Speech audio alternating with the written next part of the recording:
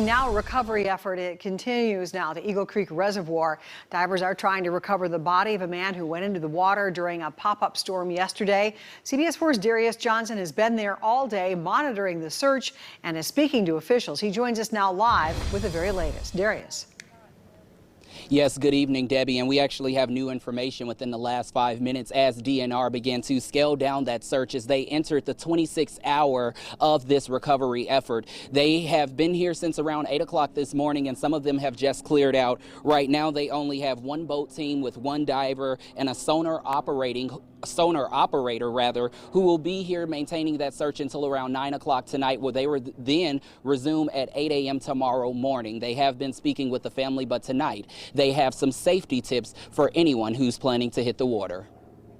The biggest concern with those types of watercraft are they are manually powered and not engine propelled. So if we get in a situation where there's bad weather, it takes a lot longer for you to get back into safety. That's what investigators believe happened Wednesday afternoon on the Eagle Creek Reservoir. Pike Township Fire tells us a man and a woman were on paddle boats. As storms and winds approached, the water got choppy, tossing him overboard. She tried to save him, but had to be saved herself by a stranger. Weather is one of the things that we preach on, especially when we teach safety courses, is you have to be aware of what's coming in advance. Indiana Conservation Officer Mark Baker says it's even more important when operating a non-motorized watercraft like kayaks and paddle boats. Some of the least sturdy or stable are going to be your stand-up paddle boats, where your center of gravity is very high and you can get thrown off those if you don't know what you're doing. So every watercraft is individual, specific to itself. Neither of the two were wearing life jackets, which is legal. Indiana law only requires the life jackets to be present.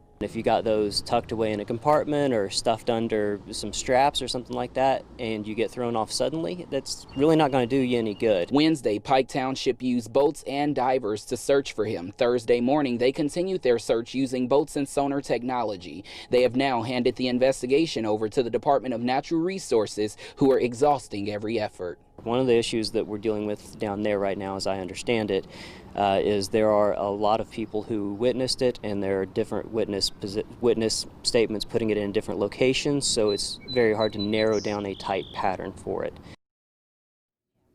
And exactly because of those reasons that Baker gave is why within the last hour they expanded that search to both sides of the marina, not just the northeast side, as they were trying to work those grid patterns while using that sonar technology. That sergeant, as he just left within the last 5 or 10 minutes, he told me that they have provided a chaplain to the family who has been here all day long, just hoping this search will come to an end. That's the very latest at Eagle Creek Park. Darius Johnson, CBS 4 News. Darius, thank you. Right now is